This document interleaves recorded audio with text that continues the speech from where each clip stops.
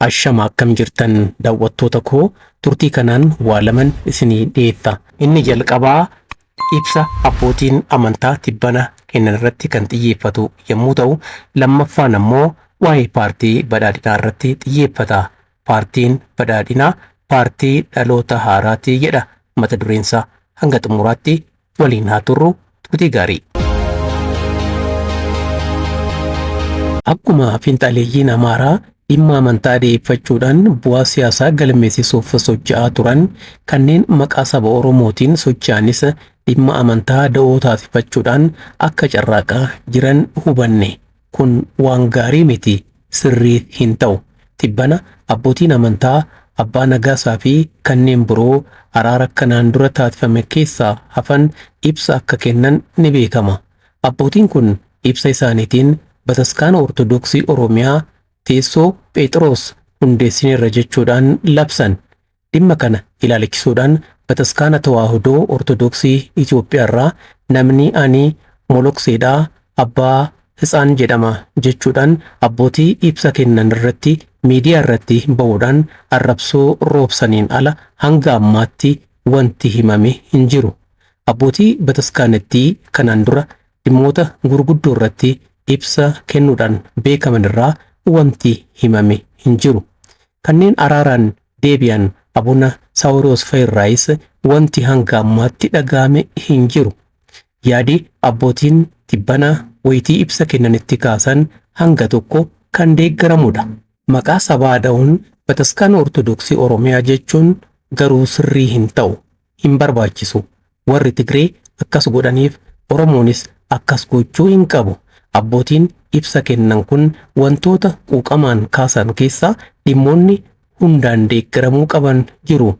Fakkeenyaaf caasuma Bataskaana Tawaahidoo Ortodoksii Itoophiyaa jiru keessatti afaan Oromootiin hojjechuu dabalatee waadaawwan wayitii araaraatti Bataskaanattiin galaman hanga ammaatti hojiirra hin oolle jechuudhaan wanti kaasan barbaachisaadha, sirriidha. Hanga ammaatti dhuguma waadaawwan galaman hojiirra hin oolle taanaan akka hojiirra oolaniif hojjechuutu barbaachisa. Abbootiin araaraan deebi'anii muudamanis dirqama qabu. Waadaawwan galaman hundumtuu otoo hin hanqatiin hojiirra ooluu qabu. Yaada abbootiin ibsa kennan qulqullummaadhaan kaasan kana da'oo taasifachuudhaan kasaartota siyaasaa bayyanachuu barbaadaniin garuu adabadhaa jechuutu barbaachisa. Hooggansi jijjiiramaa keenya biyya guddoo hoogganaa jira. Hooggansa diinni rakkoo itti baay'isetti rakkoo dabaluun medaallii kamiiniyyuu fudhatama hin qabu, hin barbaachisu. Muummichi ministeeraa Dr. Abiyyi Ahmed biyya guddoo Itoophiyaa hoogganaa jiru. Rakkoolee garaagaraa kanumaan durayyuu bu'uura gadi fageeffatanii jiranitti fala waaraa argamsiisuudhaaf carraaqaa jiru. Rakkooleen siyaasaa fi kan hawaasa diinagdee hedduutu jira. Rakkooleen qabatamaan mul'atan furmaata akka argataniif hojjetamaa jira. Haala mul'achaa jiruun biyya tasgabbeessuudhaa fi hojiiwwan gurguddoon biyyaaf ta'anii fi uummanni bal'aan irraa fayyadamu otoo hojjetamaa jiranuu rakkoo dabaluun barbaachisaa hin ta'u. Dhimmi amantaa xiyyeeffannoo guddaa barbaada. Dhimma amantaa deeffachuudhaan bu'aa siyaasaa galmeessisuu yeromarrattuu erga jibbinee turree jirra. Yoo dandeettan yaadama haarawaa qabadhaa koottaatii yaadama ida'amootiin falmaa. Kan kanaan achi gatii hin qabu. Oromoon hundumtuu irraa fayyadamuu hin danda'u. Amantaan kan dhuunfaati. Biyyi keenya immoo tokkodha, kan waliiniiti.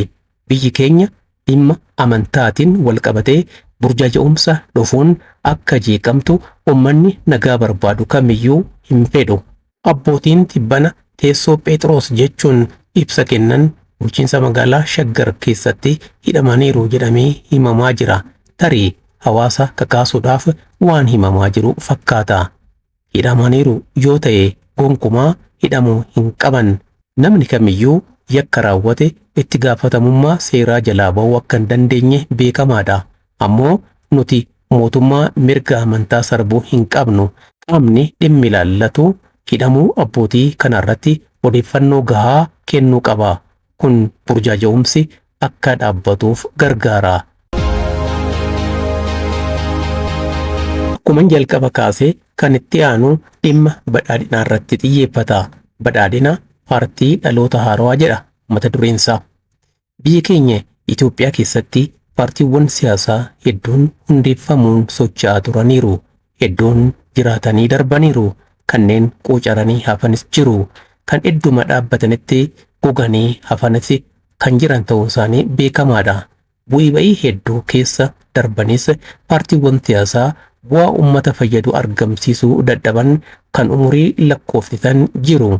Kanneen kun maqaadhaan ni beekamu waan ta'eef asirratti maqaa isaanii kaasuu hin barbaadu. Xiyyeeffannoon koo badhaadhina. Paartiin badhaadhinaa dhufiinsi isaa beekamaadha. Akkaataan paartichi ittiin dhalate dhokataa miti. Hundatu beeka. Badhaadhinni adda dimokiraatawaa warraaqsa uummattoota Itoophiyaa Ardawii keessaa dhalate. Dhugaan kun qabatamaadha. Miseensotaa fi hooggantoota abbaa hirrummaa Ardawii kutannoodhaan didantu paartii badhaadhinaa fidee dhufe. Diddaan miseensotaa fi hooggantoota muraasa haala keessa ture xiinxalanii qalbeeffatan dhufiinsa badhaadhinaatiif shoora olaanaa gumaache. Sochiin Ardawii keessatti uumame haala caasaadhaan ala jiru wajjin qindaa'uu waan danda'eef jijjiiramni duubatti deebi'uu hin dandeenye dirqamaan dhufe. Amma humnoonni tokko tokko badhaadhina irratti tooftaa kana fayyadamuudhaaf waan carraaqaa jiran fakkaatu. Boorri cimaan kan keessaa akka ta'e hubatamuu qaba. Kan keessa jiru onnatee otoo unkuruu baatee fincilli alaa akkuma barame adeemsaan qabbanaa'ee hafuunsaa waan hin oolle ture. Dhugaa kanaaf ragaa qabatamaa kan nuuf ta'u haala humnoonni garaagaraa amma irra jiranidha. Humnoonni siyaasaa jijjiiraman duraa fi saniin booda si'aayina olaanaadhaan socho'aa turan amma hin mul'atan. Paartiiwwan sababa jijjiiramaatiin carraa gaarii argachuudhaan gara biyyaatti deebi'an amma eessa jiran? Namoonni dhuunfaa jijjiirama deeggaruudhaan gammachuudhaan fishiliqaa turan har'a maalirra jiru? Kanneen maqaa qeerroo fi qarree Oromoo faarsuudhaan akka ta'uu hin qabne ta'aa turan hoo amma meerre? Eessa dhaqan? Maaliif riphan? Kanneen tokko tokko akkuma dur barame paartii amma biyya bulchaa jiru badhaadhinatti quba qabu jalqabaniiru. Badhaadhinni dirree siyaasaa nu jalaa dhiphiseera. Miseensonni keenya nu jalaa hidhamaniiru. Waajjira dhabne jechuudhaan sababa tarreessuun boo'icha kanumaan dura beekamuu dhageessisaa jiru. Kanneen kun maqaadhaan ni beekamu waan ta'eef maqaa isaanii asirratti dha'uu hin barbaadu. Eessunumti tilmaamuudhaan bira gahaa. Amma paartiin badhaadhinaa kan dhaloota haarawaa ta'uunsaa mirkanaa'eera. Namoonni hundeeffama paartichaarraa eegalee badhaadhina keessa turan dhawaatan keessaa ba'aa jiru. Caasaa paartichaa keessa ta'anii rincicaa'uurra shira humnoota adda addaatiin butamanii gocha uummanni bal'aan irraa fayyadamuu hin dandeenyetti hirmaachuurra guutumaaf guutuutti paarticha keessaa ba'uun filatamaadha. Namoonni hanga ammaatti sababoota adda addaa himuudhaan badhaadhina keessaa ba'an caasaa badhaadhina mormu keessa galuudhaanis badhaadhina mormuudhaaf mirga guutuu qabu. Lammiidha waan ta'aniif akkuma lammii kamittiyyuu socho'uu danda'u. Dhugaan qabatamaan jirus kanuma nutti agarsiisaa jira. Badhaadhina keessa taa'uudhaan diinaaf haala mijeessuun garuu yakka guddaadha. Fakkeenyaaf namni Gadduu Andaargaachoo jedhaman waan kanaan dura kaasan ilaaluun barbaachisaadha. Namni kun badhaadhina keessa otoo jiranuu raayyaan ittisaa naannoo Amaaraa keessaa ba'uu qaba jechuudhaan mana marii bakka bu'oota uummataa keessatti kan falman sababa malee akka hin taane boodarra hubatameera. Sochiin finxaaleeyyiin Amaaraa biyya keessaa fi biyya alaatti taasisan daran cimnaan badhaadhinni karaatti hafa jedhanii shakkan. Kanaaf yeroo eeguudhaan deeggarsa dhoksaa fi shiraan humna diinaatiif taasisaa turan fuulletti baasuudhaan humna diinaa maddee akka hiriiran qabatamaan adda babayii irratti mul'isan.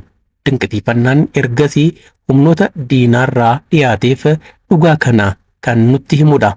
Ministeer Deetaa Ministeera Nagaa kan turan Dr. Siyyum Masfinis haaluma wal fakkaatuun diinatti kooluu galuun isaanii ni beekama.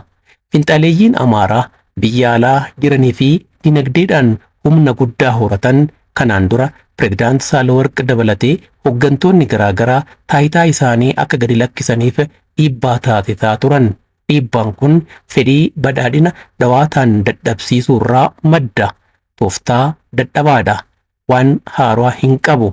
Haala badhaadhinni ittiin dhufeen badhaadhina ittiin diigna jedhanii yaadan ammoo hin milkoofne. Namoota haala ilaaluudhaan badhaadhina keessaa luqqaanii ba'an tokko tokkoon kaasnee dhimma isaanii ilaaluu ni danda'ama. Garuu haa bultu dubbiin jechuudhaan yeroof dhiifnee bira dabarra. Dhimma obbo Dammaqaa Mokonnin garuu bira hin dabarru. Hanga tokko haa ilaallu. Haqa jiru ilaaluun barbaachisaadha. Obbo Dammaqaan iddoo isaaniirraa ka'uun isaanii gocha warra shiraa wajjin waliin qabsiifnu. Itti aanaa muummicha ministeeraa fi ministeera dhimma alaa ta'uudhaan biyya isaanii tajaajilaa kan turan obbo Dammaqaa Mokonnin amajjii 17 bara 2016 xumura walgahii koree giddugaleessaa paartii badhaadhinaa irratti kabajaan akka gaggeeffaman oduun mul'iftu kaleessa gurra nu geesse. Waan dansaadha. Namni kun kanumaan durayyuu akka ba'uu barbaadan walgahii paartichaa tokko irratti himanii turan. Gaaffiin kanumaan durayyuu qaban fudhatama argatee fi deebii gahaa waan argataniif baga milkooftan baga gammaddan jennaan. Humnoota obbo Dammaqaan waan kabajaan gaggeeffamaniif Dammaqaan ida'amanii turan amma hir'ifamaniiru jechuudhaan ololaa jiraniin adabadhaa jechuun barbaachisaadha. Obbo Dammaqaan badhaadhinni akka hundeeffamuu fi yeroo gabaabaa keessattis injifannoowwan hedduu galmeessisuu akka danda'uuf nama shoora guddaa gumaachanidha. Kanaaf galata qabu. Qajeelfama bakka ol bu'iinsaatiin iddoo obbo Dammaqaatti obbo Tamasgan Xurunaa filatamaniiru. Hubannoodhaaf ammaan booda obbo Tamasgan Xurunaa itti aanaa muummicha ministeeraa ta'uudhaan biyya isaanii tajaajiluu danda'u. Kanaafis kan muudaman ta'a jechuudha. Obbo Dammaqaan taayitaa itti aanaa pireezidaantii paartii badhaadhinaa irraa waan ka'aniif taayitaa mootummaa hundumaa kan gadi lakkisan ta'a. Hooggantoonni haaraa garaagaraas ni dhufu jedhameeti eegama. Hundumaafuu paartiin badhaadhinaa kan dhaloota haarawaati. Kun ammoo erga mirkanaa'ee tureera. Kaayyoo fi mul'ata badhaadhinaa kan galmaan ga'u dhaloota haaraa amma paartii badhaadhinaa keessa jiruu fi gara fuulduraattis paartichatti makamudha. Badhaadhinni kan hundumaati. Waan hordoftaniif hedduun isin galatoomfadha. Odeeffannoon kun namoota biroos dhaqqabuu akka danda'uuf subscribe, like godhaa. Yaadas kennuu ni dandeessu.